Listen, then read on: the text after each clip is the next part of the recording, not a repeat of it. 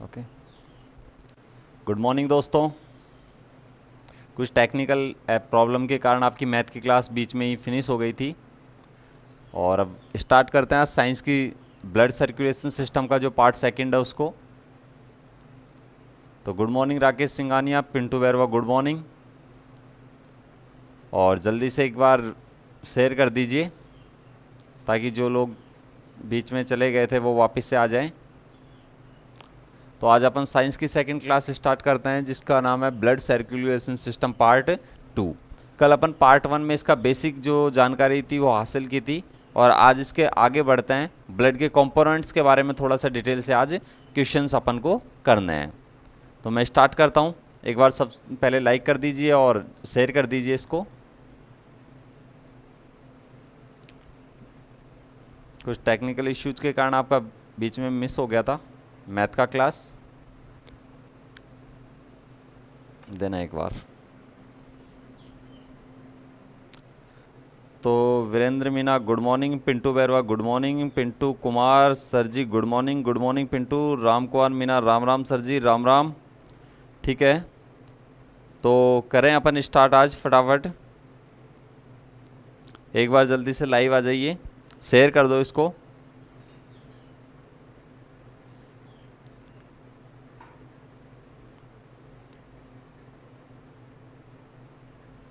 चलें तो दोस्तों आगे चलते हैं।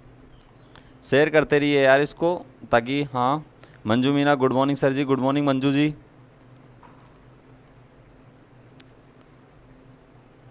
चलें, चलो तो आगे बढ़ते हैं अपन।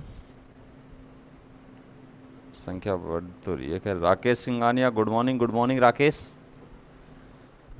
तो आज अपन क्वेश्चन सेशन पेंस,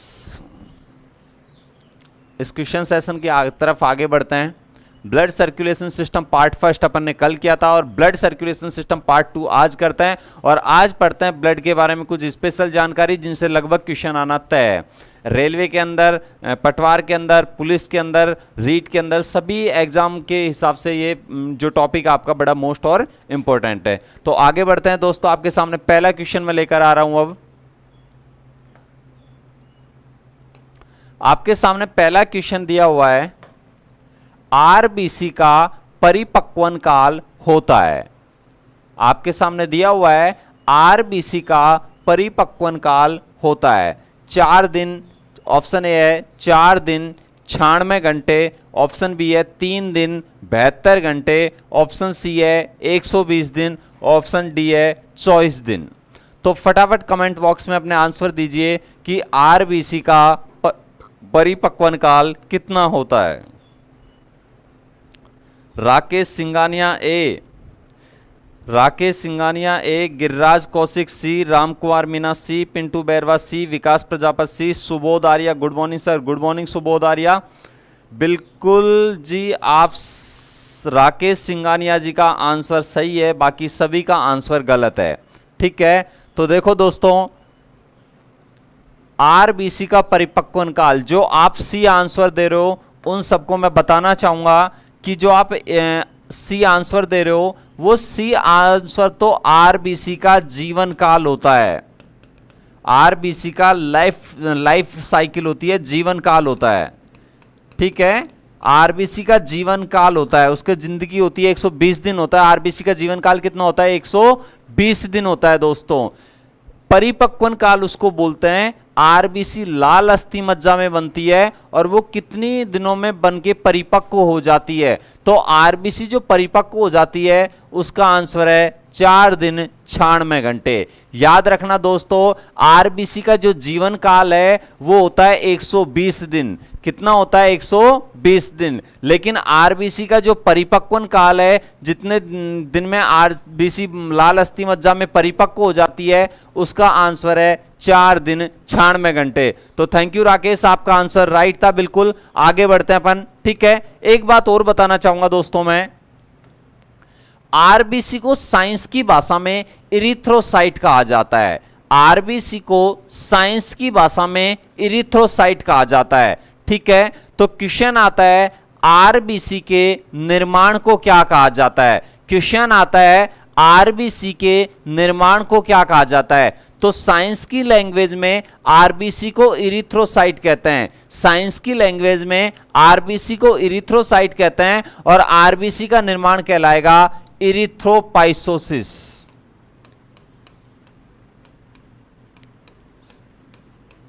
ठीक है, तो आरबीसी के निर्माण की प्रक्रिया कहलाएगी इरिथ्रोपाइसिस। और इरिथ्रोपाइसिस में कितना समय लगता है? तो भी आपका आंसर होगा 4 दिन 96 घंटे।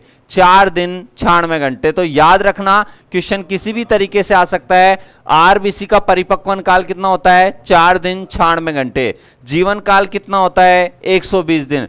आरबीसी के निर्माण की प्रक्रिया को क्या कहेंगे? इरिथ्रोपाइसिस। क्योंकि साइंस की लैंग्वेज में आरबीसी को इरिथ्रोसाइट कहा जाता है। क्या कहा जाता है? इरिथ्रोसाइट। और आरबीसी के निर्माण की प्रक्रिया कहलाएगी इरिथ्रोपाइसिस। तो पूछेगा इरिथ्रोपाइसिस में कितना टाइम लगता है? तो आपका आंसर होगा 4 दिन 96 घंटे। तो थैंक यू राकेश। अगेन श्रद्धा नामा, good morning. Good morning Shraddha ji. आगे बढ़ते हैं क्वेश्चन 2 की तरफ अपन।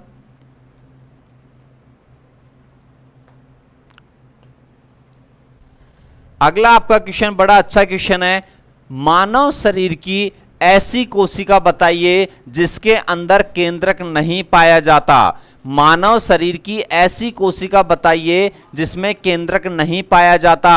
Option A RBC, option B WBC, option C तंत्रिका कोशिका जिसे न्यूरॉन कहा जाता है, और ऑप्शन डी है शुक्राणु। रामकुमार मीना का सबसे पहले आंसर है ए श्रद्धा नामा सी, श्रद्धा नामा आरबीसी, पप्पू गुणावत ए, पिंटू बैरवा ए। सभी का राइट आंसर आ रहा है ए। मनुष्य की ऐसी कोशिका जिसमें केंद्रक नहीं पाया जाता कौन होती है? आरबीसी। देखो जितने भी स्तनधारी है, धर्मराज राजौरिया ए, विकास प्रजापति जी वी। विकास जी आज कैसे गलत आंसर दे रहे हो आप? ठीक है, जितने भी आपकी मानव शरीर की जो कोशिका है जिसमें केंद्रक नहीं पाया जाता, स्तनधारी जो प्राणी है, जितने भी स्तनधारी प्राणी हैं उनकी आरबीसी में केंद्रक नहीं पाया जाता। लेकिन 3 जानवर इसके अपवाद है। एक तो आपका कौन? ऊंट। एक तो अपना कौन? ऊंट। दूसरा अपना जानवर है कौन सा? जिराफ। कौन अपना? जिराफ। और तीसरा है लामा। बकरी के जैसा एक जानवर होता है लामा। तो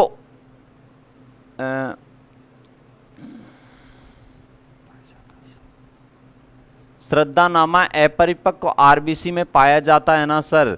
बिल्कुल श्रद्धा नामा जी, बिल्कुल आप सही कह रही हैं। ठीक है। सुबोध आर्या, केंद्रक क्या होता है सर? अरे केंद्रक मतलब उसके बीचों बीच का नाभिक। जैसे ये आपकी कोई कोशिका है तो कोशिका के बीचों बीच में उसका जो केंद्रक होता है जो समस्त कोशिका पर नियंत्रण करता है, इसको हम कोशिका में समझेंगे और ज्यादा। सुबोध जी, कोई भी सेल है, सेल के अंदर बीचों बीच में जो भाग होता है जो उसकी समस्त कार्यविधि पर, जो समस्त कार्य पर कोशिका पर नियंत्रण करता है, उसे हम केंद्रक कहते हैं। क्या कहते हैं? केंद्रक। ठीक है, तो मैं बढ़ता हूं आगे। तो सभी स्तनधारी जितने भी प्राणी हैं, स्तनधारी जितने भी प्राणी हैं उनकी आरबीसी में केंद्रक नहीं पाया जाता, पर 3 जानवर इसके अपवाद है। ऊंट, जिराफ और लामा। ऊंट, जिराफ और लामा।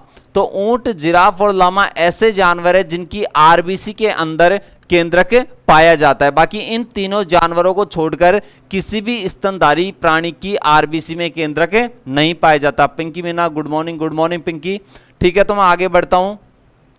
याद रखना, ऊंट, जिराफ और लामा ऐसे स्तनधारी प्राणी हैं जिनकी आरबीसी के अंदर केंद्रक पाया जाता है। बाकी किसी भी स्तनधारी की आरबीसी में केंद्रक नहीं पाया जाता। तो मैं आगे बढ़ता हूं।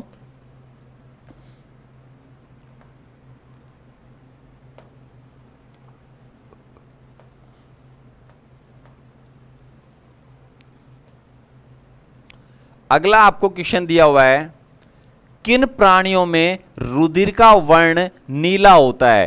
किन प्राणियों के रुधिर का रंग नीला होता है? Shubham Sharma, good morning. Good morning Shubham. ठीक है, तो आपका अगला क्वेश्चन आपके सामने है, किन प्राणियों में रुधिर का रंग नीला होता है? भाई शेयर करते रहो, फटाफट लाइक करते रहो, शेयर करते रहो, है ना।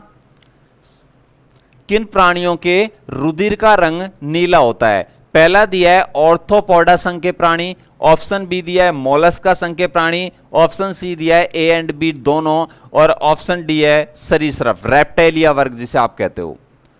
तो राकेश सिंघानिया सी, रामकुमार मीना सी, ठीक है, राइट आंसर है इसका सी, ए एंड बी। ऑर्थोपोडा और मोलस्का संघ के जो प्राणी होते हैं उनके रुधिर का रंग नीला होता है। जैसे हमारा जो ब्लड है, हमारा जो खून है, उसके अंदर हीमोग्लोबिन पाया जाता है। क्या पाया जाता है? हीमोग्लोबिन। उसी तरीके से ऑर्थोपोडा और मोलस्का संघ के प्राणियों के अंदर हीमोसाइनिन वर्णक पाया जाता है। कौन सा वर्णक पाया जाता है? हीमोसाइनिन। याद रखना, हम स्तनधारी प्राणियों के, सुबोध आर्य ट्रांसलेट इन इंग्लिश प्लीज, ठीक है सुबोध। ये क्वेश्चन है, किन प्राणियों के अंदर रुधिर का रंग नीला होता है? यानी ऐसे एनिमल्स या ऐसे जीव, बायोटिक कंपोनेंट जिनके ब्लड का कलर ब्लू होता है, ठीक है। तो पहला है ऑर्थोपोडा, दूसरा है मोलस्का, और तीसरा है ए एंड बी दोनों, और लास्ट है आपका रेप्टेलिया, ठीक है। तो हीमोसाइनिन को हिंदी में भी हीमोसाइनिन कहते हैं। तो हीमोसाइनिन वर्णक पाया जाता है किसके अंदर? ऑर्थोपोडा और मोलस्का के अंदर। जैसे स्तनधारी प्राणी होते हैं उनके ब्लड के अंदर हीमोग्लोबिन होता है, उसी तरीके से ऑर्थोपोडा और मोलस्का संघ के प्राणियों में हीमोसाइनिन होता है। और जो हमारे हीमोग्लोबिन के अंदर कौन सी धातु पाई जाती है? लोहा। उसी तरीके से हीमोसाइनिन वर्णक के अंदर कौन सी धातु पाई जाती है? तांबा पाया जाता है, कॉपर पाई जाती है, ठीक है। तो हीमोसाइनिन जो वर्णक होता है उसके अंदर कौन सी धातु पाई जाती है? तांबा। और हीमोग्लोबिन के अंदर कौन सी पाई जाती है? लोहा। याद रखना, हीमोग्लोबिन के अंदर आयरन पाया जाता है और हीमोसाइनिन के अंदर कौन सी धातु पाई जाती है? तांबा। और तांबे के कारण ही ब्लड का रंग कैसा पड़ जाता है? ब्लू पड़ जाता है, नीला पड़ जाता है, ठीक है। तो ऑर्थोपोडा और मोलस्का के ब्लड में कौन सा वर्णक पाया जाता है? हीमोसाइनिन। हीमोसाइनिन में कौन सी धातु पाई जाती है? तांबा, ठीक है। ऋतु कुमारी गुड मॉर्निंग ऋतु, ठीक है। तो आगे बढ़ते हैं अपन। याद रखना, हीमोसाइनिन वर्णक पाया जाता है ऑर्थोपोडा और मोलस्का संघ के प्राणियों में, और इसी के कारण इनके रक्त का रंग क्या होता है? नीला होता है। आगे बढ़ू दोस्तों।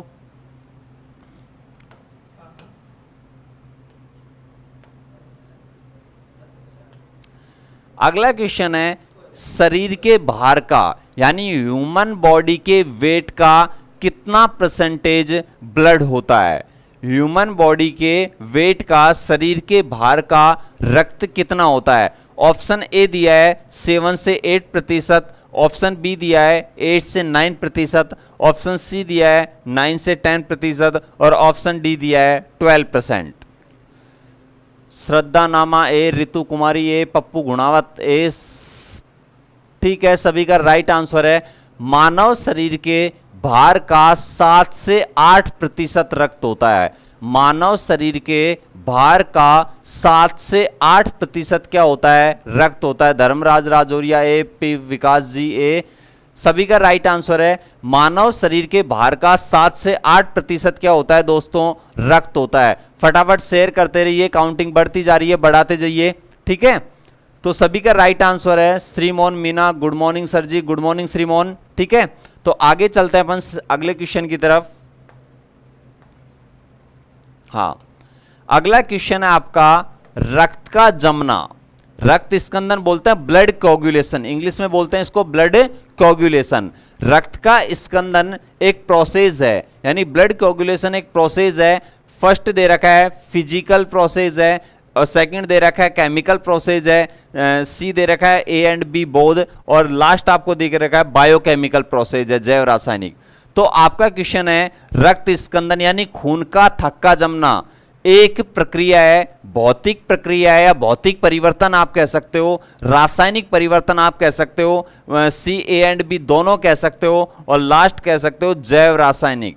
तो फटाफट से इसके कमेंट में आंसर दीजिए मुझे कि खून का थक्का जमना, ब्लड कोगुलेशन किस प्रकार का परिवर्तन है, किस प्रकार का प्रोसेस है? फिजिकल, केमिकल, या फिजिकल केमिकल दोनों, या बायोकेमिकल? मोहित परेवा बी, पिंटू बैरवा डी, श्रीमोहन मीना सी। बिल्कुल श्रीमोहन इसका राइट आंसर सी है। ऋतु कुमारी डी, धर्मराज राजौरिया ए। देखो दोस्तों, इसका राइट आंसर है सी, ए एंड बी दोनों। देखो भौतिक, जब खून निकलता है तो लिक्विड होता है, थोड़ी देर बाद वो क्या हो जाता है, ठोस। तो ये तो समझ आ गया, तरल था और क्या हो गया, ठोस हो गया। तो ये तो हो गया भौतिक।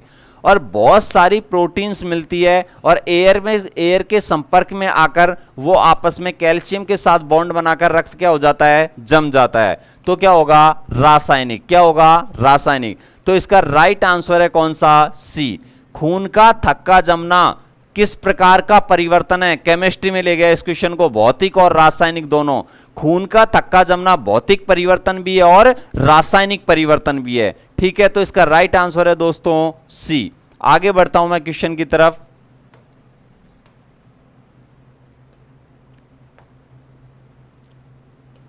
अगला क्वेश्चन है, कृत्रिम रक्त की खोज किस वैज्ञानिक ने की।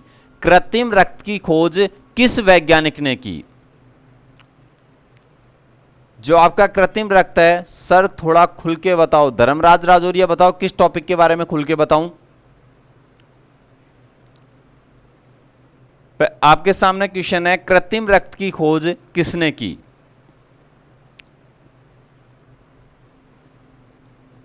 सुबोधरिया सर, आप कल से क्वेश्चन इंग्लिश में भी प्रोवाइड करवा दो, हम तो ट्रांसलेट ही कर रहे जाते हैं।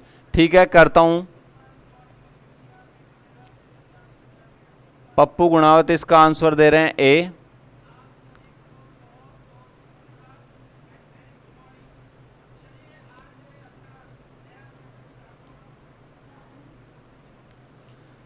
देखो इसका राइट आंसर है क्लार्क लीलैंड। कृत्रिम रक्त की जो खोज की थी वो क्लार्क लीलैंड ने की थी और कृत्रिम रक्त का नाम है PFC। देखो कृत्रिम रक्त की खोज क्लार्क लीलैंड ने की और इसका जो आंसर है, जो क्लार्क लीलैंड इसका राइट आंसर है और कृत्रिम रक्त का नाम है PFC, परफ्लोरोकार्बन। परफ्लोरोकार्बन इसका राइट आंसर है। ठीक है, और जो देखो अभी क्या हुआ कि अभी की बात है 2018-19 के समथिंग, गुजरात की बात है। एक आदमी अपना ब्लड ग्रुप जांच करवाने गया। तो जब वो ब्लड ग्रुप जांच करवाने गया तो उसके क्या हुआ कि उसके ब्लड में ना तो कोई एंटीजन था ना कोई एंटीबॉडी थी। तो उसके ब्लड को जांच के लिए आगे भेज दिया जाता है। आगे भी कुछ समझ नहीं आती है, ठीक है, इंडिया में साइंटिस्टों के समझ नहीं आती है तो उसको WHO भेज देते हैं। ठीक है, जब उसको WHO भेजते हैं, सर ब्लड एक बार जमने के बाद पिघल सकता है क्या। नहीं ऋतु कुमारी, सर ब्लड एक बार जमने के बाद नहीं पिघलता है। ठीक है, उसको जमने से रोकने के लिए ऑलरेडी आगे बताएंगे क्या क्या चीज़ मिलाई जाते हैं। सोडियम के कुछ लवण आते हैं, उनको मिलाए जाते हैं। ठीक है, ब्लड एक बार जमने के बाद नहीं पिघलता है ना। तो याद रखना क्या हुआ कि वो आदमी अपने ब्लड की जांच करवाने गया। ब्लड की जांच करवाने गया तो उसके ब्लड में ना कोई एंटीजन था ना कोई एंटीबॉडी थी। साइंटिस्टों को ये बात समझ में नहीं आई, उन्होंने उस ब्लड को भेज दिया WHO के पास। WHO वालों की भी कुछ कहानी समझ नहीं आई, उन्होंने उस ब्लड का ग्रुप का नाम रख दिया इनरा। इनका मतलब यहां लिया गया है इंडिया से। इनका मतलब यहां पर नाम लिया गया है किससे, इंडिया से। ठीक है, और राव उस व्यक्ति का नाम होगा, राजेश हो सकता है, रामकिशोर हो सकता है, रामपाल हो सकता है, राजबाल हो सकता है, कुछ भी हो सकता है। ठीक है, तो इनरा। ठीक है, तो इनरा इसका नाम रख दिया। इन मतलब इंडिया, राव उस व्यक्ति, राव उस व्यक्ति के नाम पर। तो WHO ने इसका नाम क्या रखा, इनरा। तो दुनिया का सबसे नवीनतम ब्लड ग्रुप कौन सा है, तो दुनिया का जो सबसे नवीनतम ब्लड ग्रुप है उसका नाम है कौन सा, इनरा। इसे अजीबो गरीब ब्लड ग्रुप भी कहा जाता है। ठीक है, तो इसे क्या कहा जाता है, अजीबो गरीब ब्लड ग्रुप भी कहा जाता है कि दुनिया का सबसे नवीनतम ब्लड ग्रुप कौन सा है, इनरा। ठीक है, और ऐसे व्यक्ति को फिर आप ना तो A पॉजिटिव चढ़ा सकते हो, ना A नेगेटिव, B पॉजिटिव भी नहीं, O नेगेटिव भी नहीं, इसको कोई सा ही ब्लड नहीं चढ़ा सकते। तो ऐसे व्यक्ति को फिर कृत्रिम रक्त चढ़ाया जाता है, जिसकी खोज की थी क्लार्क लीलैंड ने। और कृत्रिम रक्त का नाम रखा जाता है PFC। क्या रखा जाता है, PFC। तो क्वेश्चन आएगा सबसे नवीनतम ब्लड ग्रुप कौन सा है, इनरा। इनका मतलब यहां इंडिया से लिया गया है और रा उस व्यक्ति का किससे लिया गया है, नाम से। और उसकी व्यक्ति की पहचान को क्या रखा गया, गुप्त रखा गया। ठीक है, तो दुनिया का सबसे नवीनतम ब्लड ग्रुप, या नवा ब्लड ग्रुप भी कह सकते हो क्योंकि अभी तक तो 8 ही पढ़े थे। ये नवा ब्लड ग्रुप है जिसका नाम है इनरा। तो कृत्रिम रक्त की खोज किसने की, क्लार्क लीलैंड ने। कृत्रिम रक्त को क्या कहा जाता है, PFC। नवीनतम ब्लड ग्रुप कौन सा है, इनरा। ठीक है। कार्ल एंड स्टीनर ने क्या खोजा था? ब्लड ग्रुप खोजा था। और डी कोस्टले और स्टर्लिन ने कौन सा ब्लड ग्रुप खोजा था? ओ ब्लड ग्रुप खोजा था। ठीक है, तो याद रखना चारों का एक्सप्लेनेशन। कार्ल एंड स्टीनर ने क्या खोजा था? ब्लड ग्रुप खोजा था। डी कोस्टले और स्टर्लिन ने क्या खोजा था? डी कोस्टले और स्टर्लिन नामक साइंटिस्ट ने क्या खोजा? घनश्याम ऊषा धीरे। क्लार्क लीलैंड ने कृत्रिम रक्त की खोज की। ठीक है, कृत्रिम रक्त का नाम क्या है? पीएफसी। कार्ल एंड स्टीनर ने क्या खोजा? ब्लड ग्रुप खोजा। डी कोस्टले और स्टर्लिन ने कौन सा ब्लड ग्रुप खोजा? ओ खोजा। ठीक है, तो ये चारों का एक्सप्लेनेशन है। डी कोस्टले और स्टर्लिन ने कौन सा ब्लड ग्रुप खोजा? ओ। ठीक है, कार्ल एंड स्टीनर ने क्या खोजा? ब्लड ग्रुप खोजा, ब्लड ग्रुप का डिवाइडेशन किया। ठीक है, और क्लार्क लीलैंड ने क्या खोजा? कृत्रिम रक्त खोजा। कृत्रिम रक्त का नाम क्या है? पीएफसी, पर फ्लोरोकार्बन। ठीक है,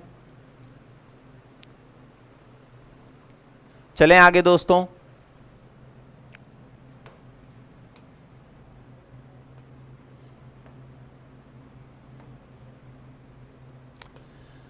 अगला क्वेश्चन है, एंटीजन व एंटीबॉडी के अध्ययन को क्या कहा जाता है? ठीक है, साइंस की वो ब्रांच जिसमें एंटीजन और एंटीबॉडी के बारे में, यानी प्रतिजन और प्रतिरक्षी आप कह सकते हो हिंदी में, साइंस की वो ब्रांच, ठीक है, साइंस की वो ब्रांच जिसमें एंटीजन व एंटीबॉडी का अध्ययन किया जाता है कहलाता है। तो ऑप्शन ए है सोरोलॉजी, ऑप्शन बी है हिमेटोलॉजी, ऑप्शन सी है सीरोलॉजी और ऑप्शन डी है एंजियोलॉजी। घनश्याम ऊषा सी। और कोई?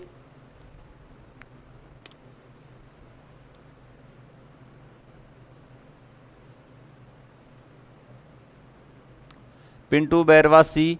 देखो सी ही इसका राइट आंसर है, सीरोलॉजी। सोरोलॉजी तो छिपकली का अध्ययन होता है। किसका होता है? छिपकली का, है ना भाई। धर्मराज राजौरिया आप ए आंसर दे रहे हो। ए सोरोलॉजी छिपकली का अध्ययन होता है। छिपकली के अध्ययन को कहते हैं सोरोलॉजी। हिमेटोलॉजी अध्ययन होता है किसका? रक्त का। और सीरोलॉजी किसका अध्ययन होता है? धमनी और सिराओं का जो अध्ययन होता है उसे कहते हैं एंजियोलॉजी। धमनी और सिराओं के अध्ययन को कहते हैं क्या? एंजियोलॉजी। और सीरोलॉजी। अगला आपका क्वेश्चन है, निम्न में से सही है, क्या करेक्ट है? आपको ये छांटना है, उसी पे क्लिक करना है। एक महिला ली गई है और एचबी का मतलब है हीमोग्लोबिन से। एचबी का मतलब है हीमोग्लोबिन से। तो महिला का जो रक्त होता है उसमें हीमोग्लोबिन की जो मात्रा है 12 से 14 ग्राम प्रति 100 ml, यानी किसी महिला का 100 ml रक्त लिया जाता है। बिल्कुल राकेश सिंघानिया, ग्लाइकोप्रोटीन ही राइट आंसर है। इम्यूनोग्लोबिन ग्लाइकोप्रोटीन उसके इम्यूनोग्लोबिन उसके अंदर पाया जाता है और ग्लाइकोप्रोटीन उसके अंदर होती है। बिल्कुल ठीक है। आईजी तो इम्यूनोग्लोबिन और ग्लाइको दोनों प्रोटीन होती है राकेश जी, है ना। तो 12 से 14 ग्राम प्रति 100 ml। भाई आपकी जो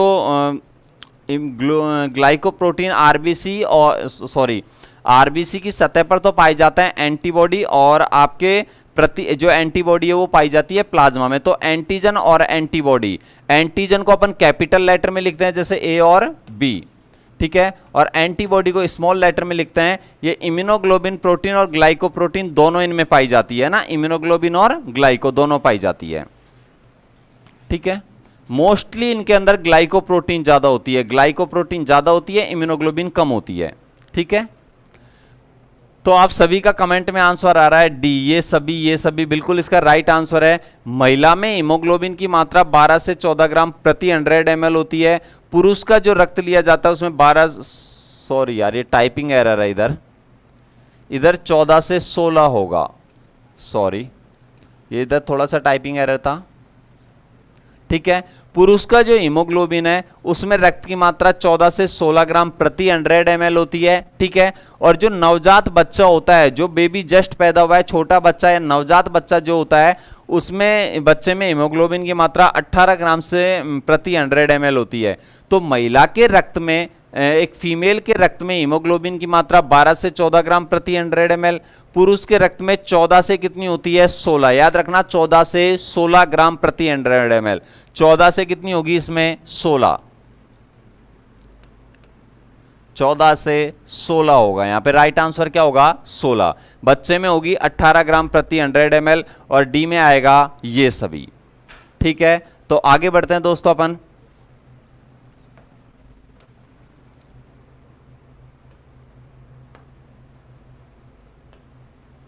अगला आपका क्वेश्चन है, निम्न में से प्राकृतिक प्रतिस्कंदक नहीं है, यानी कौन सा नेचुरल कोगुलेशन एजेंट नहीं, सॉरी नेचुरल एंटी कोगुलेशन है। निम्न में से कौन सा नेचुरल एंटी कोगुलेशन है। अगला क्वेश्चन आपका, निम्न में से प्राकृतिक प्रतिस्कंदक है, इंग्लिश में आप बोलोगे नेचुरल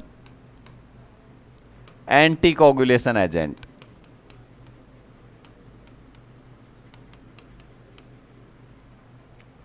तो ऑप्शन ए दिया है हिपेरिन, ऑप्शन बी दिया है मॉस्कुटिन, ऑप्शन सी दिया है हेरोडिन और ऑप्शन डी दिया है ये सभी।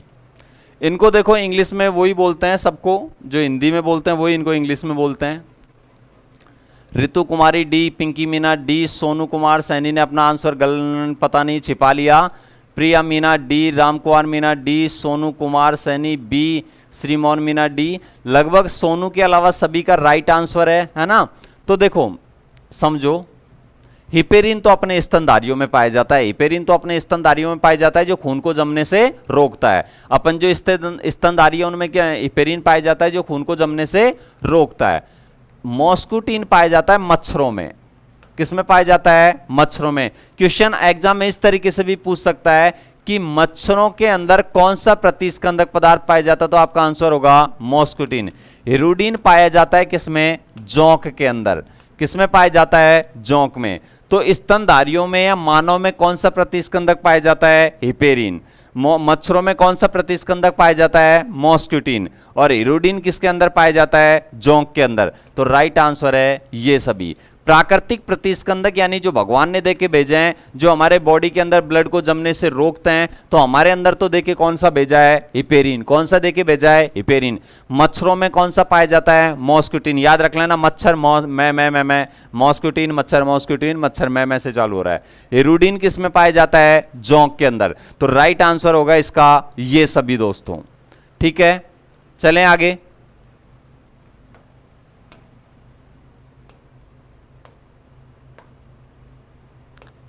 अगला है, निम्न में से कृत्रिम प्रतिस्कंदक है, यानी आर्टिफिशियल, जो हम ब्लड बैंक में ब्लड को जमने से रोकने के लिए मिलाते हैं। हम जो भी कृत्रिम प्रतिस्कंदक मिलाते हैं, क्यों मिलाते हैं? ताकि हमारा जो ब्लड बैंक में ब्लड रखा जाता है, मैक्सिमम हमारा ब्लड बैंक में ब्लड रखा जाता है 42 डेज, और मिनिमम रखा जाता है, वैसे नॉर्मली 21 दिन दे रखा है इसको, 21 दिन के अंदर काम आ जाए तो ज़्यादा बेटर है। बाकी 42 दिन इसकी अधिकतम सीमा है। 42वें दिन की शाम को 5 बजे इसको फेंक दिया जाता है। 42वें दिन बाद इसको क्या कर देते हैं? फेंक देते हैं। तो सामान्यतः 21 दिन है कि 21 दिन में काम आ जाए तो ज़्यादा बेस्ट है, बाकी 42 दिन में अपन इसको फेंक देते हैं, है ना। तो कौन सा जो एजेंट है जो हम मिलाते हैं?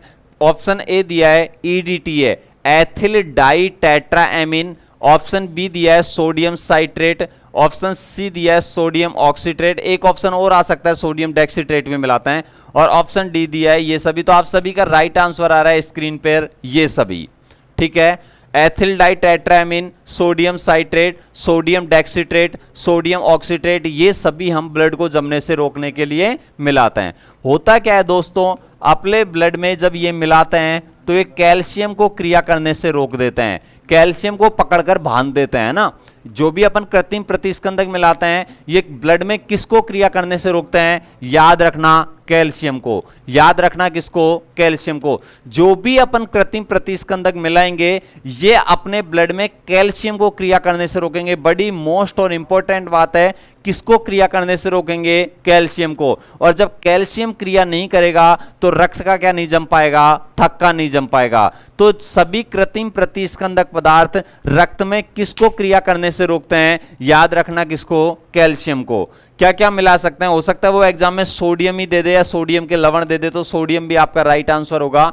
और EDT, एथिल डाई टेट्राएमीन, ये सभी मिलाए जाते हैं। और ये सभी किसको क्रिया करने से रोकते हैं दोस्तों? कैल्शियम को। तो आगे बढ़ूं, ये बताओ कमेंट में मजा आ रहा है या नहीं आ रहा, समझ आ रहा है नहीं आ रहा। कल कोशिश करूंगा कि बाईलैंग्वेज दोनों का, इंग्लिश और हिंदी दोनों लेके चलूं। वीरेंद्र मीना, खामोश लगते हो मुझे, जिंदा हो या मर गए हो, जंग छोड़ दी है जिंदगी से तुमने, घायल हो या डर गए हो। क्या बात है वीरेंद्र, बहुत मस्त कमेंट है तुम्हारा।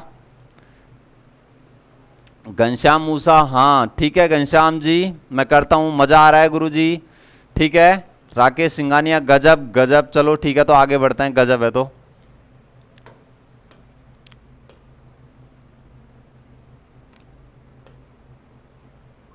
अगला क्वेश्चन है, ब्लड बैंक जो अपना होता है, उस ब्लड बैंक में ब्लड को कितने डिग्री तापमान पर सुरक्षित रखा जाता है। अपन ने बताया था मैक्सिमम 42 डेज और जनरली 21 डेज, है ना। लेकिन कितने डिग्री तापमान पर आप इसको सुरक्षित रखोगे? ऑप्शन ए है 4.4 डिग्री सेंटीग्रेड, ऑप्शन बी है -5.4 डिग्री सेंटीग्रेड, ऑप्शन सी है 62 डिग्री सेंटीग्रेड और ऑप्शन डी है 98 डिग्री फ़ारेनहाइट। आप सभी का कमेंट में राइट आंसर आ रहा है। विकास जी ए, राकेश जी ए, धर्मराज जी ए, जगमोहन जी ए, प्रिया जी ए, बिल्कुल सभी का राइट आंसर है। आप सभी का 4.4 डिग्री। हो सकता है वो एग्जाम में आपको 4 देगा, तो 4.4 दे नहीं दे तो आपको किस पे क्लिक करना है? 4 पे। लेकिन 4 और 4.4 दोनों दे तब आप किस पे क्लिक करोगे? 4.4 पे, ठीक है। 4 और 4.4 दोनों दे तो राइट आंसर कौन सा होगा? 4.4। लेकिन मान लो 4.4 नहीं देके ऊपर नीचे दे दे तब किस पे क्लिक करना है? 4 डिग्री सेंटीग्रेड पर। याद रखना, तो इस क्वेश्चन का राइट आंसर है 4.4 डिग्री सेंटीग्रेड, ठीक है। मनोज वैदवाल, नाइस सर, मनोज भाई थैंक यू, बहुत बहुत धन्यवाद आपका, यहां पर मेरे को देख रहे हो आप दौसा से, ठीक है। तो चलते हैं आगे, बड़े इंटरेस्टिंग क्वेश्चन मैं आपके लिए लेकर आ रहा हूं साइंस के।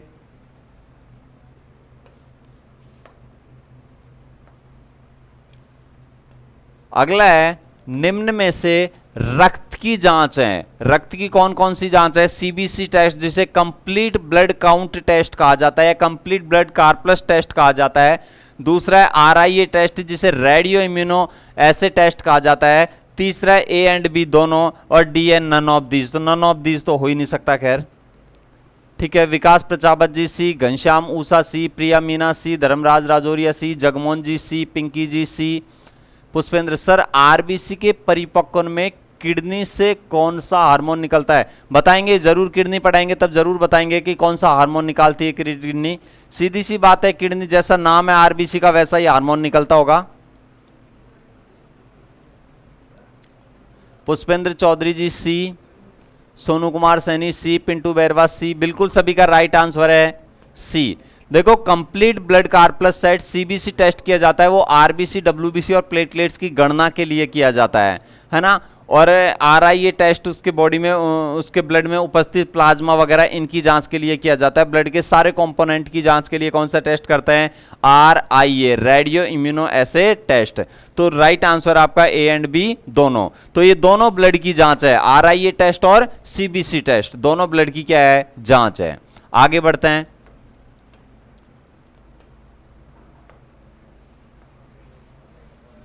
अगला है, स्त्रियों में प्रेगनेंसी के दौरान और मैनिस्टर्ड साइकिल यानी रजोधर्म के दौरान, मीनार्की के दौरान किसकी संख्या में ग्रोथ होती है, वृद्धि होती है? आरबीसी, डब्ल्यूबीसी, प्लेटलेट्स या ये सभी?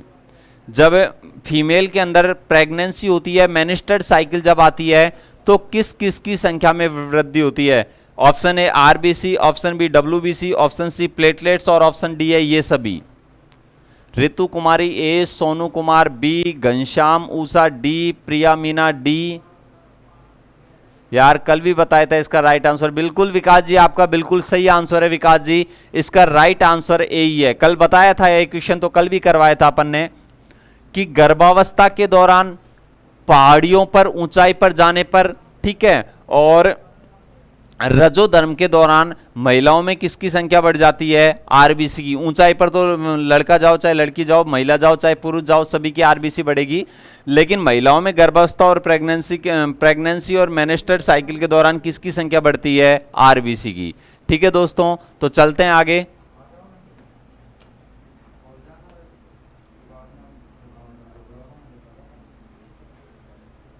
हाँ, आरबीसी के नष्ट होने से, बड़ा इंटरेस्टिंग क्वेश्चन है, आरबीसी के नष्ट होने से यानी demolished of RBC. Rakesh Singhania hard work करने पर, बिल्कुल हाँ राकेश जी, जब हार्डवर्क करते हैं तो भी आरबीसी की संख्या बढ़ जाती है ना। हाँ, हार्डवर्क जब हम करते हैं तो भी आरबीसी की संख्या बढ़ जाती है राकेश जी, ठीक है। तो आरबीसी के नष्ट होने से प्रतिदिन शरीर में कितना पित्त लवण का निर्माण होता है? बहुत अच्छा क्वेश्चन है। और पिंटू कुमार, रजोधर्म मतलब सर, रजोधर्म का मतलब होता है मेनिस्टर्ड साइकिल, जो मंथली महिलाओं में पीरियड्स आता है उसे रजोधर्म कहते हैं, ठीक है। और इसको जब प्रेगनेंसी पढ़ेंगे, सॉरी इसको जब रिप्रोडक्शन सिस्टम पढ़ेंगे तब और ज्यादा अच्छे से समझेंगे कि मेनिस्टर्ड साइकिल क्या होती है, कब आती है और किस मेनिस्टर्ड साइकिल के दौरान कब ओवेलेशन होता है, ठीक है दोस्त। श्री मोहन मीना बी, घनश्याम जी बी, पुष्पेंद्र जी 15 में ए। तो सबसे पहले इसका राइट आंसर दिया है पुष्पेंद्र जी ने कि 250 mg इसका राइट आंसर है। हमारी बॉडी में जितनी आरबीसी रोजाना नष्ट होती है, हमारी बॉडी में जब आरबीसी नष्ट होती है तो उनसे प्रतिदिन पित्त लवण बनते हैं, जिन्हें आप बाइल साल्ट कह सकते हो। इंग्लिश में बोलोगे बाइल साल्ट, इंग्लिश में क्या बोलोगे आप? Bile salt. आरबीसी के डिमोलिश्ड होने से एवरीडे ह्यूमन बॉडी के अंदर how much bile salt manufacturing, ठीक है, यानी मानव शरीर के अंदर आरबीसी के नष्ट होने से कितने पित्त लवण का निर्माण होता है? तो प्रतिदिन देखो दोस्तों 250 mg 250 मिलीग्राम पित्त लवण बनते हैं। कितने पित्त लवण बनते हैं? 250 ग्राम, सॉरी 250 मिलीग्राम, याद रखना 250 mg। तो आरबीसी के नष्ट होने से हमारी बॉडी में प्रतिदिन कितना बाइल साल्ट यानी पित्त लवण बनते हैं? 250 mg बनते हैं। आगे चलता हूं मैं दोस्तों,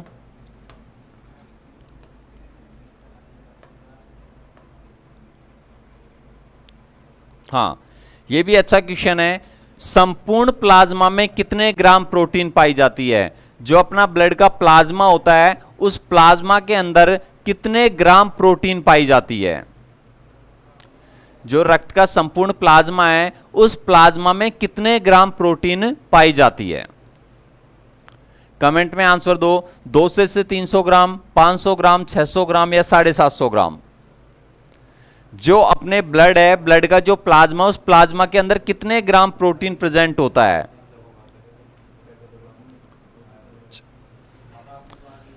how much protein is present in blood plasma? Naresh Verma C, Vikas ji D, Ram Kumar ji A, Sonu ji ए।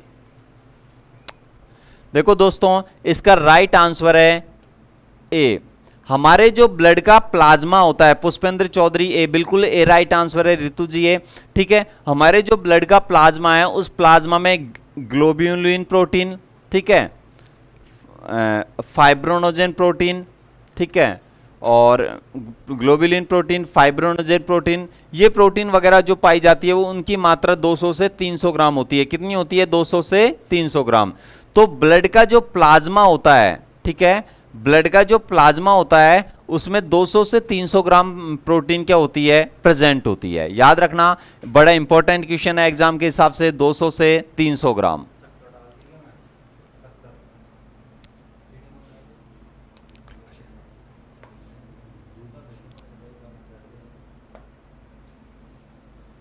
ये क्वेश्चन वापस से रिपीट हो गया, कोई नहीं। अगला है, जो ह्यूमन बॉडी का ब्लड होता है, ह्यूमन बॉडी के अंदर ब्लड होता है, उस ब्लड में ग्लूकोज की मात्रा क्या होती है? ग्लूकोज कितना प्रेजेंट होता है? ऑप्शन ए दिया है 60 से 120 मिलीग्राम प्रति 100 ml, 150 से 250 मिलीग्राम प्रति 100 ml, 20 से 40 मिलीग्राम प्रति 100 ml, या नन ऑफ दीज, इनमें से कोई नहीं। तो सबसे पहले राइट आंसर देना है राकेश कुमार सैनी ए, राकेश सिंघानिया ए। 17 नहीं 18 है, ये 17 रिपीट हो गया था, बिल्कुल ए ही इसका राइट आंसर है। हमारे ब्लड में ग्लूकोज की मात्रा जो होती है कितनी होती है? 60 से 120। हमारा जो ब्लड है उस ब्लड में ग्लूकोज की मात्रा कितनी होती है 60 से 120 mg प्रति 100 ml। जब इससे कम ग्लूकोज की मात्रा होने लगेगी तो हमको भूख लगने लग जाएगी। क्या लगने लग जाएगी? भूख। तो भूख हमको कब लगती है? जब हमारे ब्लड में, जब हमारी बॉडी के अंदर ग्लूकोज की मात्रा में कमी आती है, और जैसे ही हमारी बॉडी में ग्लूकोज की मात्रा में कमी आएगी हमें क्या लगने लग जाएगी? भूख लगने लग जाएगी। ठीक है दोस्तों, तो हमें भूख कब लगती है? जब हमारे ब्लड में ग्लूकोज की क्या आ जाती है? कमी। तो हमारे ब्लड में कितना ग्लूकोज होता है नॉर्मली? 60 से 120 मिलीग्राम प्रति 100 ml। तो 150 से 250 mg प्रति 100 ml क्या पाया जाता है? याद रखना, कोलेस्ट्रॉल। क्या पाया जाता है? कोलेस्ट्रॉल। इससे ज्यादा कोलेस्ट्रॉल होने पर बीपी हाई हो जाएगा। बीपी क्या हो जाएगा? ब्लड प्रेशर हाई हो जाएगा, रक्तचाप उच्च हो जाएगा।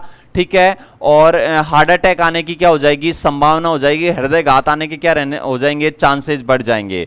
ठीक है, 20 से 40 mg प्रति 100 ml क्या पाया जाता है? तो 20 से 40 mg प्रति 100 ml क्या पाया जाता है? यूरिया पाया जाता है। तो मैंने आपको इस क्वेश्चन के अंदर तीनों का आंसर दिया है। 60 से 120 mg प्रति 100 ml रक्त में क्या पाया जाता है? ग्लूकोज। इससे कम होने पर हमें क्या लगने लग जाएगी? भूख लगने लग जाएगी।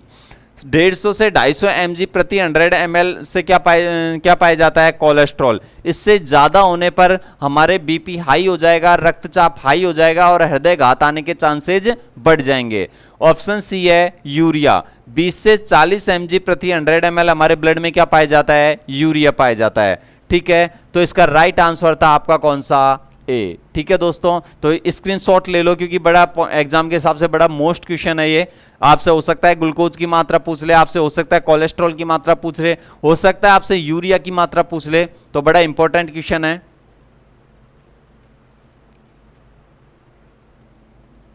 तो चलते हैं मैं आगे।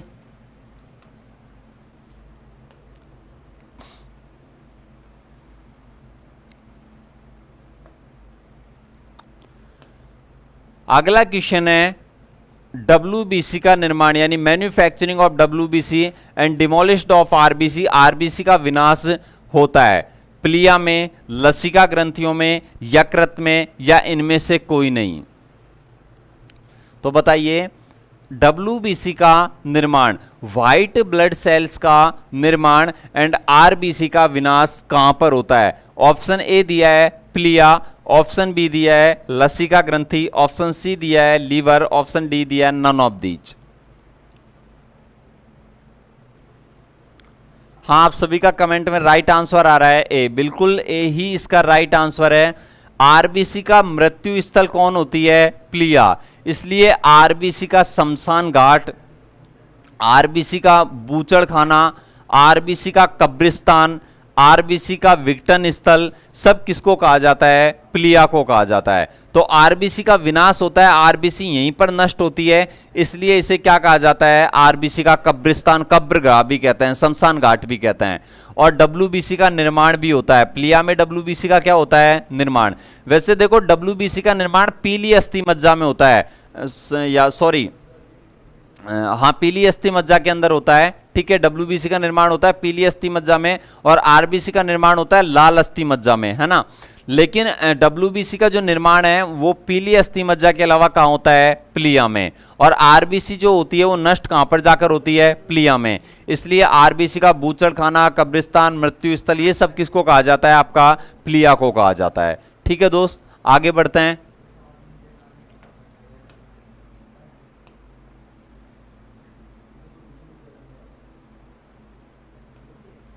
अगला है रक्त की जो स्पेसिफिक ग्रेविटी है, जो विशिष्ट गुरुत्व जो होता है वो कितना होता है। अब स्पेसिफिक ग्रेविटी को आप फिजिक्स की क्लास में समझना, विवेक तिवारी सर से वो अच्छे से समझा पाएंगे आपको कि स्पेसिफिक ग्रेविटी क्या होती है, विशिष्ट गुरुत्व क्या होता है। तो ये फिजिक्स वाले सर आपको संडे के दिन बहुत अच्छे से समझाएंगे इस विशिष्ट गुरुत्व के बारे में। तो क्वेश्चन है रक्त की स्पेसिफिक ग्रेविटी, विशिष्ट गुरुत्व क्या होता है? 1.05 से 1.06, 2.0 से 2.5, 3.5 से 6.5, या नन ऑफ दीज, इनमें से कोई नहीं। यह क्वेश्चन मैंने मोरिया की टेस्ट सीरीज से लिया है। आपसे फिर कह रहा हूं मैं कि आप एनटीपीसी की तैयारी कर रहे हैं या ग्रुप डी की तैयारी कर रहे हैं तो मोरिया की टेस्ट सीरीज जरूर ज्वाइन कीजिए, क्योंकि एक टेस्ट सीरीज लगभग 50 पैसे या 60 पैसे के समथिंग है और उसके अंदर क्वेश्चन का लेवल बहुत अच्छे लेवल के क्वेश्चन दिए हुए हैं जो आपके एग्जाम में लगभग 90% आने के चांसेस रहे हैं वहीं से। उसके अलावा आपको जो टाइमिंग है आपका एक घंटे के अंदर आप कितने क्वेश्चन अटेम्प्ट कर पा रहे हो तो आपके टाइमिंग का भी पता लग जाएगा, आपकी प्रैक्टिस हो जाएगी। तो इसलिए बार बार मैं कहता हूं कि आप क्वेश्चन पेपर सॉल्व करते रहो, क्वेश्चन पेपर सॉल्व करते रहो, ठीक है। आपसे बार बार कह रहा हूं कि टेस्ट सीरीज ज्वाइन कर लो, क्योंकि उससे आपकी प्रैक्टिस बन जाएगी, ठीक है। आप एग्जाम में होपलेस नहीं होगे, आपको टाइमिंग का पता लग जाएगा किस तरीके से आपको टाइम मैनेज करना है। बिल्कुल आप सभी का कमेंट में राइट आंसर आ रहा है 1.05 से 1.06, ठीक है। तो आप सभी का राइट आंसर था। आगे चलते हैं।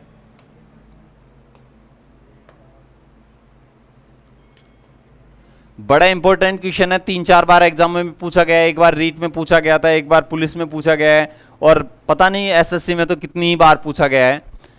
1 ग्राम हीमोग्लोबिन, कितने ग्राम हीमोग्लोबिन? 1 ग्राम हीमोग्लोबिन कितनी ऑक्सीजन का परिवहन करता है? बड़ा इंपॉर्टेंट क्वेश्चन है। 1 ग्राम हीमोग्लोबिन कितनी ऑक्सीजन का परिवहन करता है?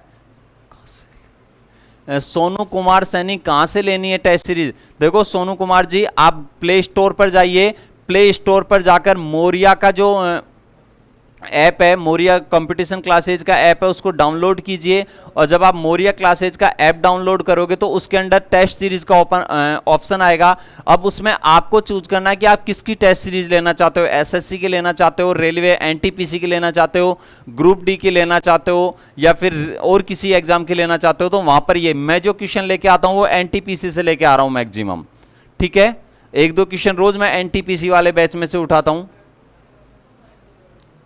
ठीक है सोनू जी। तो आप सभी का आंसर आ रहा है मैक्सिमम का A B, Ritu Kumari B, Rakesh Meena B, Pinky Meena B, बिल्कुल सही आंसर है बी। आपकी 1 ग्राम जो हीमोग्लोबिन रक्त में होती है वो 1.34 ml, कितना? 1.34 ml रक्त का 1.34 ml ऑक्सीजन का क्या करती है? परिवहन करती है। याद रखना 1 ग्राम हीमोग्लोबिन, कितने ग्राम हीमोग्लोबिन? 1 ग्राम हीमोग्लोबिन 1.34 ml ऑक्सीजन का क्या करती है? परिवहन करती है। कितनी ऑक्सीजन का परिवहन करती है?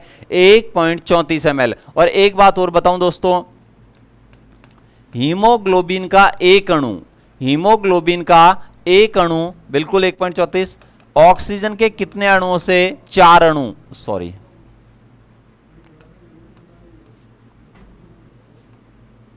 O2 का मतलब यहां ऑक्सीजन है, तो हीमोग्लोबिन का एक अणु ऑक्सीजन के कितने अणुओं से क्रिया करता है? 4 अणुओं से, ठीक है। परमाणु पूछे तो 4 दूनी 8 ऑक्सीजन के परमाणु से। हीमोग्लोबिन का एक अणु ऑक्सीजन के कितने अणुओं से क्रिया करता है? 4 अणुओं से क्रिया करता है और ऑक्सी हीमोग्लोबिन बनाता है। क्या बनाता है? Oxy haemoglobin. और ऑक्सी हीमोग्लोबिन के कारण ही हमारे रुधिर का रंग कैसा होता है? लाल होता है। कितना होता है? लाल होता है। नरेश वर्मा कितना पैसे हैं यार? कंफर्म नहीं है, लेकिन 40-50 पैसे की एक टेस्ट सीरीज पड़ती है लगभग, है ना, ठीक है। तो ऑक्सी हीमोग्लोबिन के कारण ही हमारे रुधिर का रंग कैसा होता है? लाल होता है, ठीक है। क्योंकि हीमोग्लोबिन का खुद का कलर तो वॉयलेट होता है, बैंगनी होता है। हीमोग्लोबिन खुद कैसे कलर का होता है? वॉयलेट, बैंगनी कलर का होता है ना।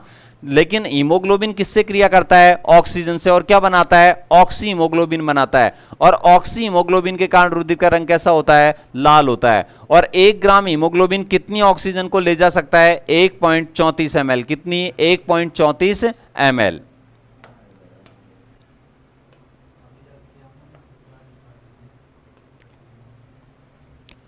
अगला आपका मास्ट कोशिकाएं, जो ऊतकों के अंदर पाई जाती है, हमारे ब्लड से बाहर जो सेल्स होती है, जो टिश्यूज में आ जाती है, उन्हें कहा जाता है मास्ट कोशिका। मास्ट कोशिका जो एलर्जी के टाइम पर, मास्ट कोशिकाएं जो एलर्जी के टाइम में एक विशेष प्रकार का केमिकल छोड़ती है। मास्ट कोशिकाएं जो एलर्जी के समय एक विशेष प्रकार का केमिकल छोड़ती है, उस केमिकल को क्या कहा जाता है? हिस्टामिन, हिरुडीन, हीमोग्लोबिन या प्रोथ्रोम्बिन। जो आपकी मास्ट कोशिकाएं हैं वो एक विशेष प्रकार का केमिकल छोड़ती है और उसे क्या कहा जाता है, हिस्टामिन, इरुडिन, हीमोग्लोबिन या प्रोथ्रोम्बिन। आंसर दीजिए।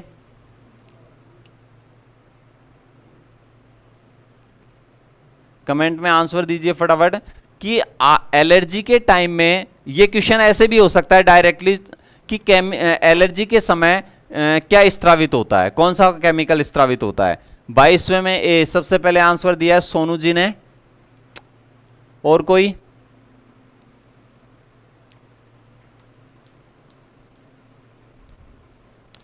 पुष्पेंद्र ए, ऋतु कुमारी ए, विकास जी बी।